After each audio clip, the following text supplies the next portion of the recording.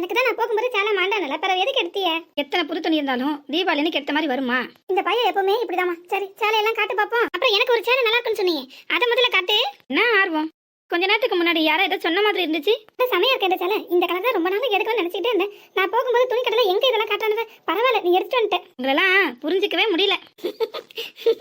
இதான் பொம்பளைங்க குணமே. வேண்டாம் வேண்டாம்னு சொன்னாலும் ஒரு பக்கம் வாங்கி வாங்கி உள்ள அடக்கிப்போம். என்ன பிடிச்சிருக்கா? பிடிக்காமலா? சரி எங்கம்மா உனக்கு எடுத்த துணியெல்லாம்? அதையும் காட்டிடு. அதுல ஏதாவது பிடிச்சிருக்குன்னு சொல்லுவா பாரு. அப்படிலாம் சொல்ல மாட்டாங்க, சும்மா இருங்க. நீ வேணா பாரு. அந்த நீல கலர் சேலை நல்லா இருந்த மாதிரி இருக்கே. நீ கட்டிருக்கா அதே கலர் தான். நானே எனக்கு கேட்டேன். புது சேலையை பார்த்தது ஒரு விமர்சனம் பண்ணேன். ஏங்க நீங்க அம்மா ஓட்டிக்கிட்டே இருக்கீங்க, பேசாம இருக்க மாட்டீங்களா? இந்த சாரியை பாட்டே போட போறா பாரு. இந்த பச்சை கலர் கொஞ்சம் பரவாயில்ல, அந்த வெந்தய கலர் கூட பாக்குற மாதிரி இருக்கு.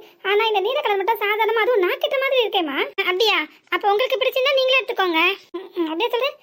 எல்லாம் எனக்கே எடுத்து வந்த மாதிரி இருக்கேன், அதான் யோசிக்கேன். குப்புற விழுந்தாலும் மீசையில மண்ணு ஒட்டாது.